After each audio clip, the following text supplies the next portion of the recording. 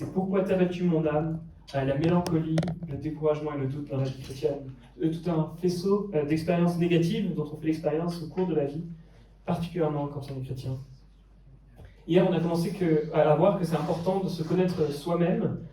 Et Alex a fait référence à cette idée de Jean Calvin, en fait, qu'on apprend à connaître Dieu en se connaissant soi-même, et qu'on apprend à se connaître soi-même en connaissant Dieu. Et dans le passage qui va nous intéresser ce matin, l'idée c'est qu'on va partir du constat de notre situation, de nos problèmes, on va relever la tête et regarder à Dieu. On va se focaliser tout particulièrement sur un passage qui vient de la première épître de Pierre, une lettre qui est écrite à des chrétiens qui étaient tentés de tout lâcher et d'abandonner. Leur situation, l'opposition à laquelle ils faisaient face, leur faisait se dire que ce serait peut-être plus simple de tout laisser tomber.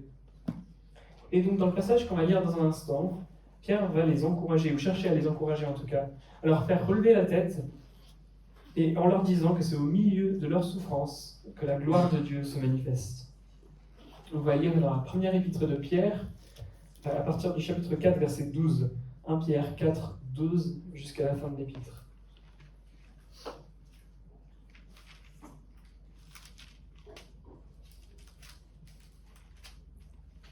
Bien-aimés, ne soyez pas surpris de la fournaise qui sévit parmi vous pour vous éprouver, comme s'il vous arrivait quelque chose d'étrange. Au contraire, réjouissez-vous de participer aux souffrances du Christ, afin de vous réjouir aussi avec allégresse lors de la révélation de sa gloire. Si vous êtes outragés pour le nom de Christ, vous êtes heureux, car l'Esprit de gloire, l'Esprit de Dieu repose sur vous. Que nul de vous ne souffre comme meurtrier, comme voleur, comme malfaiteur, ou comme se mêlant des affaires d'autrui. Mais si c'est comme chrétien qu'ils n'en rougissent pas, qu'ils glorifient plutôt Dieu à cause de ce nom. C'est le moment où le jugement va commencer par la maison de Dieu. Or, si c'est par nous qu'il débute, quelle sera la fin de ceux qui n'obéissent pas à l'évangile de Dieu?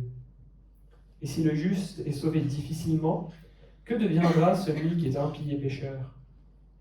Ainsi que ceux qui souffrent selon la volonté de Dieu remettent leur âme au fidèle Créateur en faisant le bien. J'exhorte donc les anciens qui sont parmi vous, moins anciens comme eux, témoins des souffrances du Christ et participant à la gloire qui doit être révélée. Faites paître le troupeau de Dieu qui est avec vous, non par contrainte, mais volontairement, selon Dieu, ni pour un gain sordide, mais de bon cœur, non en tyrannisant ceux qui vous ont été confiés, mais en devenant les modèles du troupeau. Et, lorsque le souverain pasteur paraîtra, vous remporterez la couronne incorruptible de la gloire. De même, jeunes gens, soyez soumis aux anciens. Dans vos rapports mutuels, revêtez-vous tous d'humilité, car Dieu résiste aux orgueilleux, mais donne sa grâce aux humbles. Humiliez-vous donc sous la puissante main de Dieu, afin qu'il vous élève en temps voulu. Déchargez-vous sur lui de tous vos soucis, car il prend soin de vous. Soyez sobres, veillez. Votre adversaire, le diable, rôde comme un lion rugissant, cherchant qui dévorer. Résistez-lui, fermant la foi, et sachant que les mêmes souffrances sont imposées à vos frères dans le monde. Le Dieu de toute grâce, qui en Christ vous a appelé à sa gloire éternelle, après que vous aurez souffert un peu de temps, vous formera lui-même, vous affermira, vous fortifiera, vous rendra inébranlable. À lui la puissance au siècle des siècles. Amen.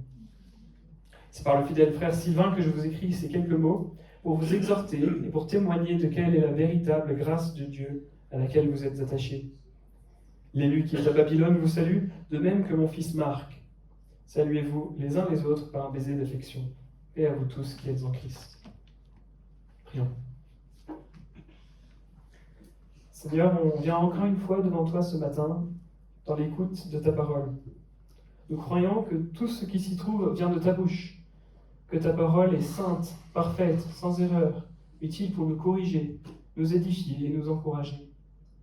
Nous prions que, parce que tu nous enseignes, nous puissions lever les yeux vers toi, car toi seul peux satisfaire nos âmes. Amen.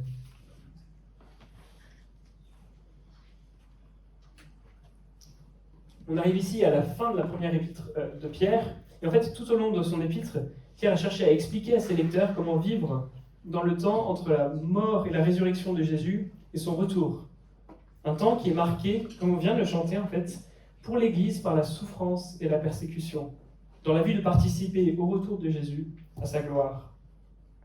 Et si vous avez une bonne mémoire, une très bonne mémoire qui remonte à mars 2021, vous vous rappellerez peut-être du chapitre 1, où Pierre avait décrit ses lecteurs comme des exilés. L'idée, c'est que les chrétiens sont un peu des étrangers dans le monde, et ils attendent un héritage qui viendra au retour du Christ. Et dans notre passage ce matin, vous aurez remarqué sans doute qu'à la fin, Pierre a cette expression un peu bizarre, il salue ses lecteurs de la part de l'élu qui est à Babylone, à chapitre 5, verset 13. Et ça, c'est une manière métaphorique de parler de l'église qui est à Rome. Rome, c'est la ville d'où Pierre écrit sa lettre. Et en fait, il faut savoir que dans l'Ancien Testament, la première partie de la Bible, le peuple de Dieu avait été envoyé en exil à Babylone, dans la capitale de l'Empire babylonien. Et donc, en faisant cette allusion, cette expression un peu bizarre, Pierre il revient sur l'idée de l'exil. Il est en train de dire que lui, tout comme ses lecteurs, sont des chrétiens en exil dans ce monde qui attendent le retour de Jésus. Il est en train de se mettre au même niveau que ses lecteurs. C'est une lettre d'un chrétien exilé à d'autres chrétiens exilés, d'une église exilée à d'autres églises exilées. En fait, c'est une lettre finalement d'un chrétien qui souffre à d'autres chrétiens qui souffrent. Pierre, il sait de quoi il parle quand il parle de souffrance à ses lecteurs. Et en fin de compte, on sait que c'est une lettre qui est de la part de Jésus à l'Église. Et Jésus aussi, il sait de quoi il parle quand il s'agit de souffrance. Et donc dans ce contexte d'exil, de souffrance des disciples de Jésus, tout comme Jésus avait souffert, Pierre va conclure sa lettre sur une note pratique. Il va insister sur la souffrance et la gloire dans la vie chrétienne. La vie chrétienne, l'expérience de ceux qui suivent Jésus, elle est marquée par une souffrance dont on a parfois du mal à imaginer la profondeur et une gloire dont on ne sait pas trop concevoir la grandeur. Et Pierre va revenir là-dessus sur 3 aspects différents. La souffrance et la gloire dans notre rapport au monde, dans la conduite de l'Église et dans l'humilité. Et en fait, dans toutes ces lettres, Pierre a souligné la réalité, la normalité de la souffrance pour le chrétien. Mais il a aussi passé beaucoup de temps à souligner la glorieuse espérance du chrétien, sa glorieuse destination finale. Et en tout ça, le chrétien ne fait que suivre Jésus. Jésus, il a souffert, il est mort, mais il est aussi ressuscité, et il est aujourd'hui glorieux. En fait, l'idée de Pierre, c'est que la vie du chrétien, elle a un peu la même forme que la vie de Jésus. Le chrétien participe aux souffrances de Jésus, et aussi sûrement, il participera à sa gloire. Et donc, dans ces derniers paragraphes de sa lettre, Pierre va nous montrer comment on vient s'entrelacer ces thèmes de la souffrance et de la gloire dans ces 3 domaines. Vous aurez peut-être vu dans le passage que le mot souffrance y revient 3 fois, en 4.13, 5.1 et 5.9. À chaque fois, c'est les souffrances présentes des chrétiens, éventuellement mis en parallèle avec les souffrances de Jésus. Et à chacune de ces 3 souffrances, Pierre va rattacher la gloire, en 4.14, 5.1 et 4, et 5.10. Et donc, je l'ai dit, on va s'intéresser à la souffrance et la gloire dans ces 3 domaines. Dans notre rapport au monde, 4.13 à 19, dans la conduite de l'Église, 5.1 et 4, et dans l'humilité, 5 à 11. Donc le premier endroit où Pierre va dire à ses lecteurs qu'il est normal de s'attendre à la souffrance, c'est dans le rapport des chrétiens à la société autour d'eux. Alors, en 4, 12 et 13, Pierre il avait écrit « Bien-aimés, ne soyez pas surpris de la fournaise qui sévit parmi vous pour vous éprouver, comme s'il vous arrivait quelque chose d'étrange. Au contraire, réjouissez-vous de participer aux souffrances du Christ, afin de vous réjouir aussi avec allégresse lors de la révélation de sa gloire. » Ne soyez pas surpris, ça indique que la souffrance, c'est ce que Pierre attend pour ses lecteurs. Des périodes de prospérité dans la vie de l'Église, ça peut bien sûr arriver, mais c'est plutôt l'exception que la norme. Et ces souffrances, elles ne sont pas spécifiques aux lecteurs de Pierre, elles ne sont pas spécifiques aux conditions géopolitiques du 1er siècle dans l'Empire romain. En fait, ce sont la norme pour l'Église dans toute la période entre la mort et la résurrection de Jésus et le jour où il reviendra. Et ça, on le voit au fait que l'attente de Pierre, c'est que les chrétiens soient rejetés tout comme Jésus a été rejeté. Ou alors au verset 13, le fait que Pierre indique que le moment de la fin de cette souffrance, c'est la révélation de la gloire de Christ, le jour où il reviendra.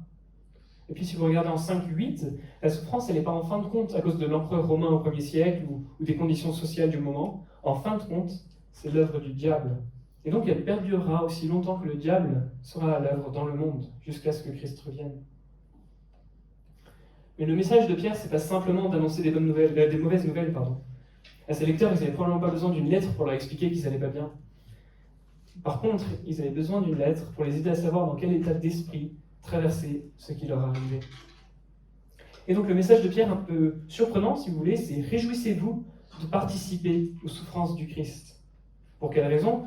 Chapitre 4, verset 15, « Si vous êtes persécutés, si vous souffrez à cause de Christ, c'est que l'esprit de gloire, l'esprit de Christ repose sur vous. » En fait, l'idée, c'est que si vous êtes persécuté à cause de votre foi en Christ, c'est un honneur. Ça veut dire que la personne qui vous fait ça a jugé que vous ressembliez suffisamment à Jésus pour vous traiter comme Jésus a été traité.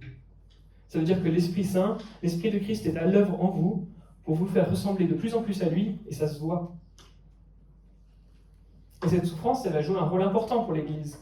Au verset 12, Pierre va l'appeler une fournaise. Et là, il fait en fait une allusion à ce qu'il avait dit au tout premier chapitre, où il avait comparé la souffrance à la fournaise d'un raffineur. La fournaise qui sert à purifier l'or, à brûler les impuretés pour qu'il ne reste à la fin plus que l'or pur. Dans sa providence, Dieu se sert même de tout le mal qui peut arriver aux chrétiens pour les rapprocher de lui, pour les amener à ressembler de plus en plus à Jésus, qui lui aussi a été amené à la perfection au travers de la souffrance. Si Dieu permet la souffrance des chrétiens, c'est puisqu'en fin de compte, en Jésus-Christ, il les considère comme de l'or pur. Leur valeur à ses yeux est telle que ça vaut la peine qu'ils soient amenés à la perfection. Et donc quand vous souffrez, soyez vraiment réconfortés de savoir que votre Maître Jésus a aussi souffert, il sait ce que c'est, et que tout comme lui a connu et connaît encore aujourd'hui la gloire auprès de son Père, nous aussi c'est ce qu'on attend en lui. Et soyez encouragés de savoir qu'à la croix, Jésus a résolu votre plus gros problème si vous avez la foi en lui. Il a détruit la culpabilité qui vous séparait de Dieu. Et donc quand Dieu vous regarde, et il voit son Fils en vous, il vous voit comme cet or pur qu'il travaille pour amener à la perfection. Et donc les versets 17 et 19 peuvent nous sembler peut-être un peu bizarres. Ça parle du jugement de Dieu dans le monde qui commence par la maison de Dieu. Et en fait, on va voir que ça renferme une super bonne nouvelle. L'idée de Pierre, c'est que la souffrance présente du monde, c'est les signes avant-coureurs du jugement de Dieu de la fin des temps. La mauvaise nouvelle, c'est que ça implique que cette souffrance va continuer jusqu'à la fin des temps, jusqu'à ce que Jésus revienne pour juger le monde. Mais positivement, ça veut dire que la souffrance présente nous rappelle la réalité de la justice de Dieu. Elle nous rappelle que le jugement de Dieu, il n'a pas commencé en fait par l'Église, il a commencé à la croix. Et donc si nous, on est attachés à Jésus par la foi, Dieu n'est pas en colère contre nous. Ce jugement, ce n'est pas une punition divine contre ceux qui sont en Christ. Et donc, cette souffrance, ce début de jugement, vient plutôt nous rappeler qu'un jour, il y aura un jugement complet. Dieu reviendra juger le monde, établir une justice parfaite. Et alors, plus personne n'aura à souffrir à cause de sa foi en Christ. En fait, notre souffrance, c'est un signal d'alarme dans notre tête qui rappelle que la souffrance, c'est pas normal. Qu'un jour, ça s'arrêtera. C'est paradoxal, mais ça nous rappelle vraiment la justice de Dieu, la fin de nos épreuves. J'ai passé un peu de temps à essayer de trouver une illustration qui pourrait nous expliquer ça, mais en fait, Pierre a déjà trouvé toutes les bonnes idées.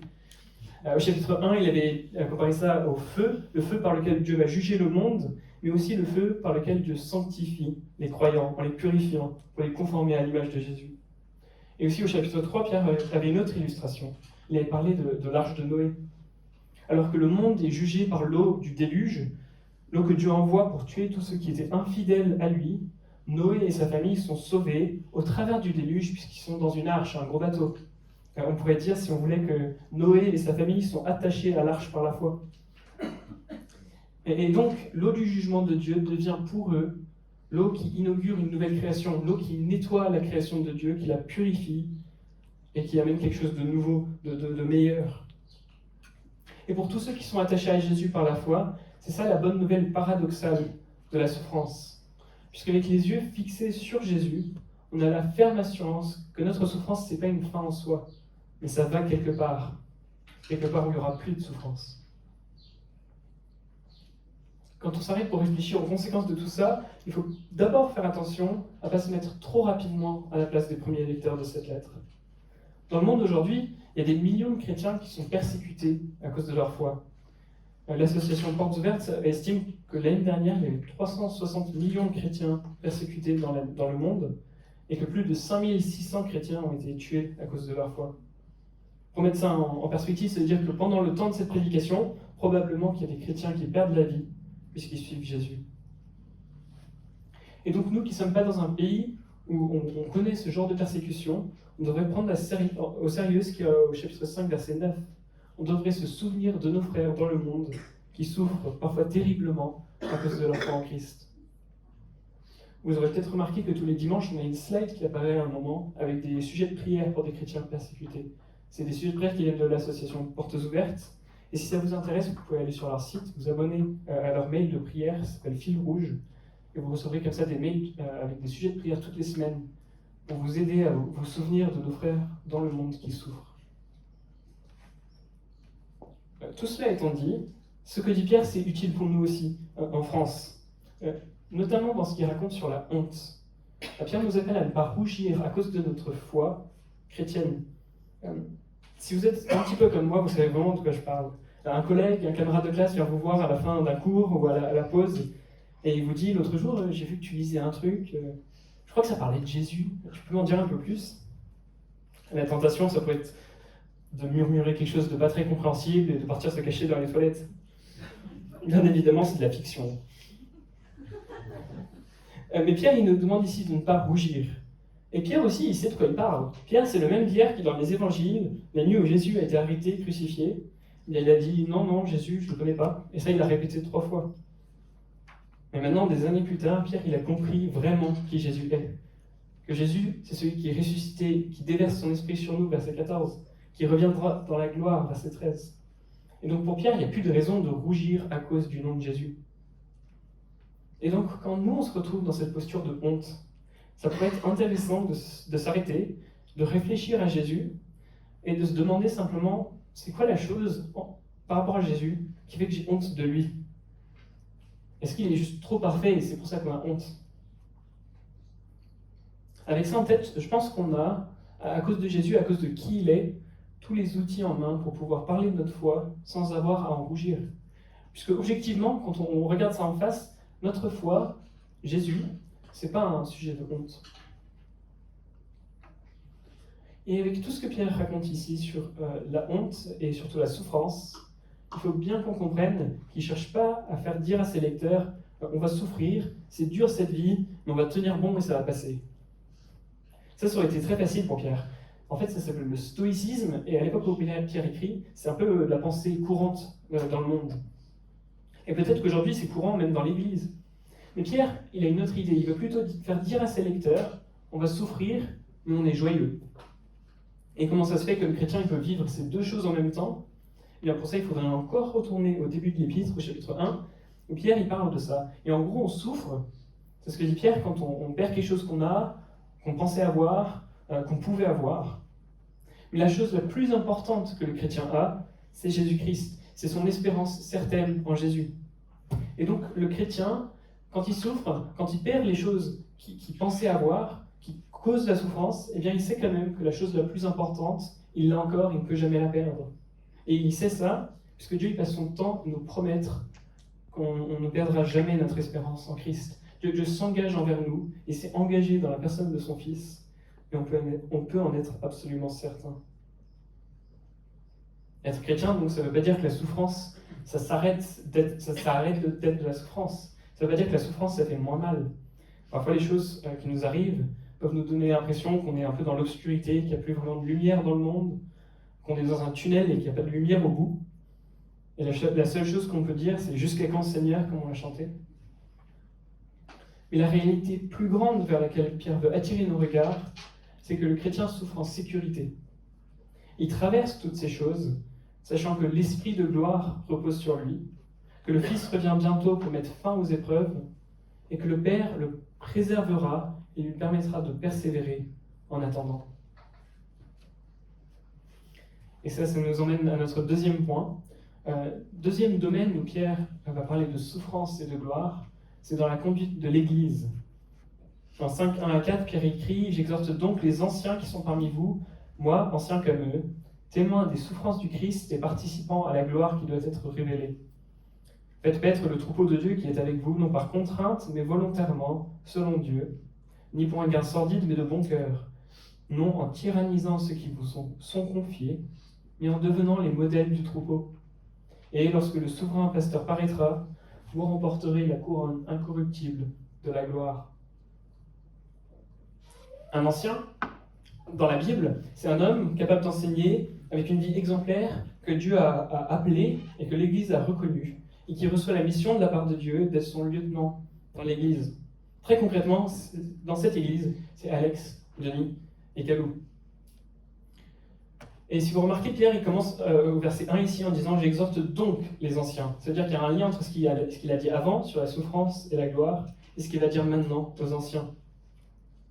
En plus de ça, Pierre, il ne dit pas « J'exhorte donc les anciens, moi, super apôtre, qui suis au-dessus d'eux ». Pierre, il dit « Moi, ancien, comme eux ». Il va s'identifier aux anciens. Et plus loin, il fait aussi un rapprochement entre lui et Jésus. Il est témoin des souffrances du Christ et participant à la gloire qui doit être révélée. Et donc, en faisant ces deux rapprochements, Pierre, je pense qu'il y a aussi un rapprochement entre les anciens et Jésus. Les anciens, en fin de compte, participent à la souffrance et à la gloire de Jésus. Ce motif de souffrance et de gloire qui caractérise toute la vie chrétienne dans l'épître de Pierre, ici, il s'applique aux anciens, qui, dans la conduite de l'Église, vont vivre la souffrance et la gloire de Jésus. Et donc, en plus d'être une tâche dans laquelle ils vont souffrir, Pierre il enchaîne en disant que les anciens, ils n'ont pas grand-chose à y gagner. Ils doivent accomplir leur tâche, non pour un gain sordide, mais de bon cœur. 5 verset 2. Ça ne veut pas dire que ce serait illégitime de rémunérer un pasteur, pas du tout. Mais par contre, ça veut dire que le jour où des gens deviennent anciens, pour l'argent, pour la reconnaissance, c'est un peu le début de la fin. Ou peut-être que c'est même la fin de la fin. En plus de ça, ça n'a pas vraiment l'air d'être une tâche très facile. Ils doivent faire paître le troupeau de Dieu, non par contrainte, mais volontairement, 5.2. Non en tyrannisant, mais en étant des modèles, 5.3. Le boulot des anciens, c'est pas de régner sur l'Église comme si les chrétiens c'était leur sujet, mais plutôt d'en prendre soin. Mais concrètement, ça paraît un petit peu bizarre. Est-ce que vous avez déjà vu un berger conduire un troupeau de moutons, non sous la contrainte, mais de manière volontaire, en étant un modèle pour ces moutons? Franchement, on pourrait avoir l'impression que Pierre il demande quelque chose de pas super réaliste. Imaginez s'il recrutait sur LinkedIn comme ça. Dans un contexte de souffrance et de persécution, notre petite église est à la recherche d'hommes exemplaires, prêts à souffrir encore plus. Vos missions, prendre soin d'un troupeau de moutons de manière volontaire. Votre profil, beaucoup d'amour et beaucoup de patience. Mais si on veut rentrer un peu dans les idées de Pierre ici, ça peut être utile de creuser un peu plus ce qu'il a en tête. La première chose à voir, c'est que l'Église, c'est ni une dictature ou une oligarchie, ni une démocratie. Les anciens, le pasteur, ce n'est pas les chefs de l'Église, ce n'est pas des prêtres. Mais l'inverse, ce n'est pas vrai non plus. Ce n'est pas nous tous, collectivement, en tant que congrégation, qui sommes les chefs de l'Église. Il y a un seul chef de l'Église, et c'est Jésus. Et ça a des conséquences super importantes sur la manière de concevoir l'autorité des anciens. Leur autorité ne vient pas du fait que ce seraient des personnes spéciales, un peu différentes, meilleures que les autres. Mais leur autorité ne trouve pas non plus son origine dans le fait qu'on a voté pour eux lors d'une assemblée générale. Leur autorité vient de Dieu. Ce sont, on l'a dit, les lieutenants de Dieu en quelque sorte dans son Église. Et le rôle de l'Église, ce n'est pas d'établir cette autorité, c'est de reconnaître le don de Dieu à l'Église. Et normalement, et je dis bien normalement, en disant ça, on s'est donné tous les outils pour éviter les deux plus gros pièges qui existent quand on parle d'autorité. D'un côté, on parle de l'autorité de Dieu, et donc on doit prendre ça vraiment au sérieux. Et un peu plus loin, Pierre il va revenir là-dessus, et on en reparlera. Mais de l'autre côté, cette conception de l'autorité, elle devrait faire barrière aux abus d'autorité. Si mes souvenirs sont bons, Alex, il a quelque part un livre qui s'appelle « Quand le narcissisme s'invite à l'Église ». Et c'est exactement ça que Pierre veut contrer. Quand un ancien, une personne en responsabilité dans l'Église, s'occupe plus de son image, de sa réputation, peut-être même de sa gloire, que celle de Dieu, alors là, on est mal. Pourquoi ? Puisque l'autorité de Dieu, dans l'Église, elle s'exprime en premier lieu au travers du sacrifice de Jésus. Et c'est là la raison profonde pour laquelle les anciens vont participer aux souffrances du Christ dans leur ministère, puisque l'autorité de Jésus, elle a commencé à la croix. Pour Pierre, les anciens donc font leur travail en étant témoins des souffrances du Christ. Ils exercent leur autorité comme Jésus a exercé son autorité, c'est-à-dire en commençant par un amour sacrificiel et exemplaire. On a dit plus haut que Pierre il a tendance un peu à dépeindre l'Église comme un endroit différent dans le monde. C'est un havre de paix au milieu d'un monde qui est en guerre, ou un hôpital, si vous voulez, au milieu d'un monde qui brûle. Et si vous allez à l'hôpital, vous arrivez en face du docteur Bloom, et pour vous soigner, pour soigner une brûlure que vous êtes faite un peu plus tôt, il sort un chalumeau, vous allez vous inquiéter. Et donc si l'Église va jouer son rôle, les anciens, ceux qui prennent soin des gens, doivent fonctionner pas de manière dictatoriale, mais de manière pastorale, comme des bergers. Il faut que ça permette de construire un climat de confiance entre les responsables et toute l'Église, puisque c'est dans ce climat de confiance et d'amour que l'Église pourra être soudée et sortir victorieuse du jugement divin dont on a parlé en 4.17, et ensuite d'avoir part à la gloire de Dieu. Et très concrètement, la manière dont Pierre veut que cette autorité s'exerce en pratique, c'est dans ce commandement. Faites paître le troupeau de Dieu. C'est-à-dire aller enseigner l'Église, donnez-leur de la nourriture spirituelle. C'est pour ça que l'apôtre Paul, quand il va énumérer les qualifications d'un ancien, ce qui doit absolument caractériser un ancien, il va dire qu'il faut que ce soit un homme capable d'enseigner. Un ancien doit savoir enseigner à partir de la parole de Dieu, en public ou en privé. Puisqu'en fait, une grande partie de leur mission, c'est d'aider les gens à penser bibliquement pour qu'ils puissent ensuite vivre bibliquement.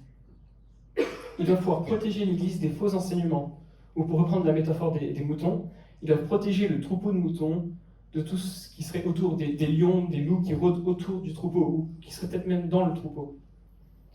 Parce qu'en fait, ce qu'on croit, notre doctrine, si vous voulez, ça a des implications éternelles, c'est super important. Et donc les anciens en particulier doivent être en mesure de protéger l'Église, de reconnaître des faux enseignements et d'expliquer ce qui ne va pas avec. Et donc on a là un programme qui semble très exigeant. Et c'est pour ça qu'il ne faut pas rater la dernière phrase. En 5.4, Pierre écrit « Lorsque le souverain pasteur paraîtra, vous remporterez la couronne incorruptible de la gloire. » Première chose, c'est qu'il y a un souverain pasteur, on l'a dit tout à l'heure, le chef de l'Église, c'est Jésus. La responsabilité, elle ne repose pas en fin de compte sur les épaules des anciens. En fin de compte, c'est Jésus qui est le garant de la sécurité de l'Église. Et ça veut aussi dire que les anciens, ceux qui accomplissent fidèlement leurs tâches, recevront, dans les mots de Pierre, une couronne de gloire. C'est-à-dire quelque chose qui signifie l'approbation de Dieu, qui dit « Bon et fidèle serviteur, tu as été fidèle en peu de choses, je t'établirai sur beaucoup, entre dans la joie de ton maître. » Le ministère d'ancien, la conduite de l'Église, comme on l'a vu tout à l'heure pour toute la vie chrétienne, ça implique un étrange mélange de souffrance et de gloire. Et quand Jésus reviendra, ou comme dit Pierre en 5.1, quand sa gloire sera révélée, alors là, il n'y aura plus ce mélange, il n'y aura plus que la gloire de Dieu et le repos éternel en lui. Tout ce que Pierre vient de dire ici, ça s'applique bien sûr à nos anciens. Mais ça s'applique aussi à nous tous, justement parce que ce sont nos anciens. Ils ont reçu une tâche honorable, même glorieuse, mais certainement pas facile. Et donc c'est à nous de savoir comment les encourager, leur rendre la tâche la plus facile possible. Et on peut chercher à faire ça en sachant aussi quelle est leur tâche et comment Pierre l'a décrit ici. Et donc ça nous amène à notre troisième point, qui s'enchaîne, qui nous explique aussi à nous tous comment on peut faire ça, quand Pierre va parler en 5 à 11 de la souffrance et de la gloire dans l'humilité. En 5.5, Pierre il s'adresse d'un coup aux jeunes. On pourrait être un petit peu surpris, puisqu'il parlait aux anciens avant, maintenant il parle aux jeunes. Pourtant, on a vu que les anciens, ce n'est pas simplement des gens plus âgés dans l'Église, c'est en particulier des gens que Dieu a mis à part pour remplir une fonction particulière. Et donc ça veut dire que sans doute que les conseils qui vont suivre, ça s'applique à tout le monde, mais peut-être que les gens qui sont plus jeunes en ont particulièrement besoin. Peut-être que les gens qui ont mon âge ont besoin d'apprendre l'humilité. Première chose que Pierre demande, c'est « soyez soumis aux anciens ». Ça rejoint ce qu'on vient de voir. Ça veut dire que si on veut que les anciens puissent accomplir leur tâche, il faut qu'on respecte leur autorité. Et en plus de ça, et peut-être même surtout, leur autorité vient de Dieu. Et ça doit être respecté puisque c'est, en fin de compte, l'autorité de Dieu. C'est l'autorité de déclarer à partir de la parole de Dieu tout le conseil de Dieu, tout ce que Dieu y dit. Et ça nous vient quand c'est fidèle à la parole de Dieu, avec toute l'autorité de Dieu. En pratique, ce respect de l'autorité, cette soumission à l'autorité, ça passe par l'humilité. Pierre écrit, dans vos rapports mutuels, revêtez-vous tous d'humilité, car Dieu résiste aux orgueilleux, mais il donne sa grâce aux humbles. Humiliez-vous donc sous la puissante main de Dieu, afin qu'il vous élève en temps voulu. 5 et 6. En parlant d'humilité, ici, Pierre il nous dit essentiellement que dans toute sa lettre, il a parlé de l'Évangile, il a parlé de Jésus qui a souffert, qui a été mis à mort, qui a été glorifié, qui est victorieux sur tous ses ennemis. Et donc si vous, les lecteurs de Pierre, vous avez envie d'avoir part à cet Évangile, vous avez envie d'avoir part à l'héritage de Jésus, à sa gloire, eh bien, humiliez-vous devant Dieu. Mettez-vous à genoux devant lui, reconnaissez votre péché, puisque Dieu il résiste à ceux qui sont orgueilleux, mais il donne sa grâce à ceux qui sont humbles. Il ne refuse jamais ceux qui viennent devant lui, reconnaissant leur état pécheur, et qui se confient en Jésus-Christ pour leur salut. On pourrait peut-être être surpris que Pierre il finisse sa lettre en parlant d'humilité. Oui, d'accord, l'humilité c'est important, on l'a compris, mais est-ce que c'est vraiment le message central de cette lettre, le truc qu'il faut à tout prix retenir? Laissez-moi essayer de vous donner quelques raisons pour lesquelles l'humilité c'est peut-être le truc central que Pierre veut produire chez ses lecteurs. Première raison, on l'a dit, Pierre veut que l'Église chrétienne ce soit un lieu très différent du reste du monde.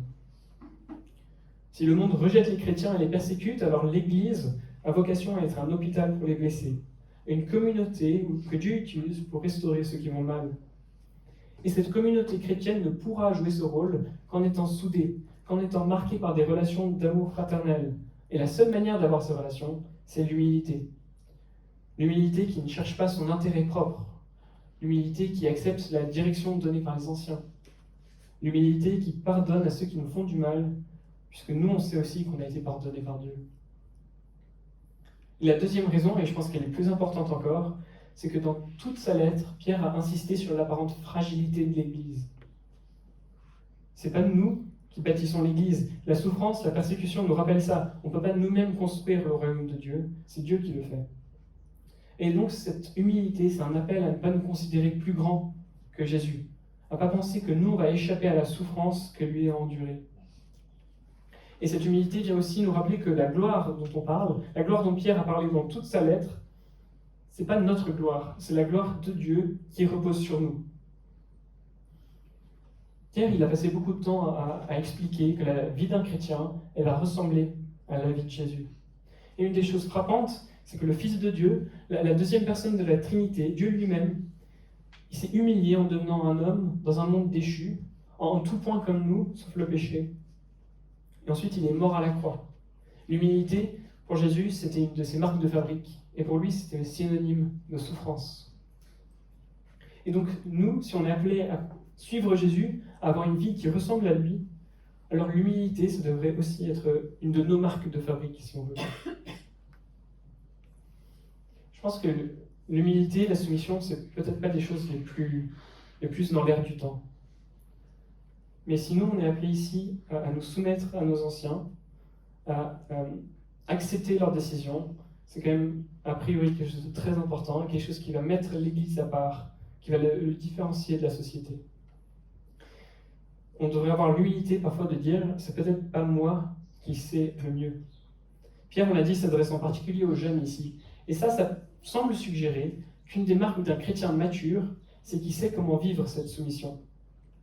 La maturité chrétienne, elle n'est pas marquée par le fait de penser qu'on a toujours raison sur tout, alors qu'en fait on a tort sur tout. Elle n'est pas non plus marquée par ce qui me caractérise moi, c'est-à-dire de penser avoir toujours raison sur tout, alors qu'on a toujours raison sur tout. La vraie maturité chrétienne, elle est marquée par le fait d'être humble. Elle est marquée par une humilité qui se soumet et qui préserve la paix et l'unité de l'Église. Les anciens, ce sont les bergers de Dieu, les bergers que Dieu a donnés à l'Église pour prendre soin d'elle, pour la nourrir, la protéger, et peut-être même de nous protéger parfois de nous-mêmes. Donc c'est à nous aussi de leur laisser faire leur travail. Je pense qu'en tant qu'Église, Dieu nous a fait le cadeau, ou plutôt la grâce, de vivre ensemble une réelle unité. Les confinements successifs à cause du Covid n'ont pas scindé l'Église entre deux groupes de personnes qui voudraient que la situation soit gérée de manière très différente. L'élection présidentielle n'a pas divisé l'Église entre ceux qui sont de droite, ceux qui sont de gauche et ceux qui ne votent pas. Mais cette unité, c'est le genre de choses que nous on peut prendre pas au sérieux. Mais c'est aussi le genre de choses que le diable veut prendre au sérieux, auquel le diable veut s'attaquer.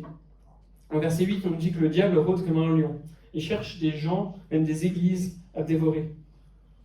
La guerre spirituelle dans laquelle on est engagé, c'est une guerre dans laquelle une des armes que Dieu a données à l'Église, c'est l'amour fraternel et l'humilité. Un amour fraternel et une unité qui ne laisse pas le diable entrer dans l'Église, qui ne laisse pas le diable entrer dans nos cœurs. Si on avait tous la même humilité que Jésus, il y a des chances que la majorité des conflits qu'on peut avoir disparaîtraient. Bien sûr, on peut avoir de réels désaccords de fond, on peut aussi être dans des situations dont on n'est pas responsable, que même avec toute l'humilité au monde, on ne pourrait pas résoudre. Mais très souvent, on est dans des conflits puisqu'on ne veut pas perdre la face. Puisque notre orgueil nous empêche d'admettre quand on se trompe. Et donc si les désaccords qu'on a sont dans l'humilité, ça change la donne. On peut parfois même être en désaccord, mais ça ne devrait pas être aussi conflictuel. Si vous regardez ensuite les versets 6 et 7, vous verrez qu'ils sont parallèles. Pierre dit « Humiliez-vous sous la main de Dieu afin qu'il vous élève en temps voulu, et déchargez-vous sous sa puissante main, car il prend soin de vous. » Et dans ces deux phrases, on retrouve d'abord un résumé de l'éthique de 1 Pierre, de ce que Dieu nous demande de faire au travers de cette lettre, c'est-à-dire d'être humble devant lui et de nous décharger sur lui. Et on trouve aussi un résumé du réconfort que 1 Pierre est censé apporter à ses lecteurs, à nous. C'est-à-dire qu'après avoir souffert un peu de temps, Dieu nous élèvera dans la gloire. Et en attendant, Dieu, le souverain berger, prend soin de chacun d'entre nous. On va conclure en regardant le dernier verset. La mention de la paix au verset 14, en conclusion de l'épître, elle fait en fait ce qu'on appelle une inclusio, un sandwich avec la mention de la paix au chapitre 1, verset 2. Et l'effet recherché, c'est de dire que toute cette épître, du début à la fin, elle vise à procurer la paix à ses lecteurs, la paix aux églises à qui Pierre écrit. Cette paix, elle est, verset 14, pour tous ceux qui sont en Christ, c'est-à-dire tous ceux qui sont chrétiens, tous ceux qui sont rattachés à Jésus par la foi. Cette mention du Christ rappelle au lecteur premièrement que la paix en question, c'est la paix qui est pour la communauté chrétienne, en dehors de laquelle il n'y a pas de paix avec Dieu. Et donc c'est un encouragement à continuer dans la foi, de continuer de s'attacher à Jésus-Christ, de continuer à persévérer. Et deuxièmement, c'est la paix du Christ lui-même. Jésus, c'est celui à qui l'Église, à qui tous les chrétiens sont identifiés. Et donc l'idée, c'est que nous aussi, on viendra à partager sa gloire et sa paix. On vit dans un monde déchu, ça implique de la souffrance, surtout quand on suit Jésus. Mais ça veut dire aussi qu'en tant que citoyens du royaume de Dieu, les chrétiens sont revêtus de la gloire de Dieu, de l'Esprit de Dieu qui repose sur eux, on l'a vu au chapitre 4. Cette gloire, c'est un rappel et une anticipation de la gloire à venir, quand le Christ reviendra. Et donc, c'est aussi quelque chose qui vient transformer notre présent. Ça transforme notre présent en nous rappelant que nos vies, et même notre souffrance, doivent être placées dans un cadre beaucoup plus grand. Pierre veut que dans notre découragement, du fond de notre détresse, on puisse relever les yeux vers le Dieu 3 fois saint, voir sa gloire manifestée en Christ. Christ qui a souffert, qui a été crucifié, qui est mort, qui a été enterré, qui est descendu aux enfers et qui est ressuscité le 3e jour, qui est monté au ciel dans la gloire et qui revient bientôt pour nous. C'est étrange que ce soit parfois dans les moments de plus profonde souffrance, de découragement, même de désespoir parfois, quand on perd tout sauf Jésus-Christ, qu'on prend aussi le plus conscience de sa gloire. Du fond de notre détresse, on peut justement s'émerveiller, puisqu'on sait que la mission que le Père s'est donnée, c'est de nous transformer de gloire en gloire, par l'Esprit, en l'image de Jésus. Je vous invite à prier. Seigneur Dieu, on vient devant toi conscient que nous, on est faibles et pécheurs. Mais en ton Fils Jésus, tu as effacé toutes les fautes de tous ceux qui placent leur confiance en lui. À cause de ton évangile, nous ne trouvons pas en Jésus un juge sévère, mais un frère qui nous aime, qui a de la compassion pour nous dans nos chutes et dans notre souffrance. Lui, il a connu les pires souffrances qu'on pourrait imaginer. Il est de tout cœur avec nous quand on est fatigué et découragé. Merci Père de nous avoir donné un si bon et tendre Sauveur. Aide-nous, s'il te plaît, à persévérer au milieu des épreuves. Aide-nous à rester fidèles à toi quand le monde autour de nous dit qu'il faut faire l'inverse. Assiste nos anciens dans leur tâche, soit avec Alex, Calou et Denis, et donne-leur d'accomplir la mission que tu leur as confiée avec fidélité et en exerçant ton autorité pour le bien de ton troupeau et pour ta gloire. Sois avec eux quand tu fais face aux épreuves et aux découragements qui surviennent à chaque fois que quelqu'un cherche à faire ta volonté. Sois aussi avec leur famille. Donne-leur du courage quand ils doivent aussi vivre de près ces souffrances. Et Seigneur, sois avec nous tous. Enseigne-nous l'humilité. Cette humilité qui est parfois difficile, mais qui est si précieuse. Et par-dessus tout, fais grandir en nous l'espérance de la gloire. La ferme conviction que dès maintenant et dans l'éternité, tu nous revêts de ton esprit pour nous donner part à la vie glorieuse du Christ. Dans les mots de Pierre, le Dieu de toute grâce, qui en Christ vous a appelés à sa gloire éternelle, après que vous aurez souffert un peu de temps, vous formera lui-même, vous affermira, vous fortifiera, vous rendra inébranlable. À lui la puissance au siècle des siècles. Amen.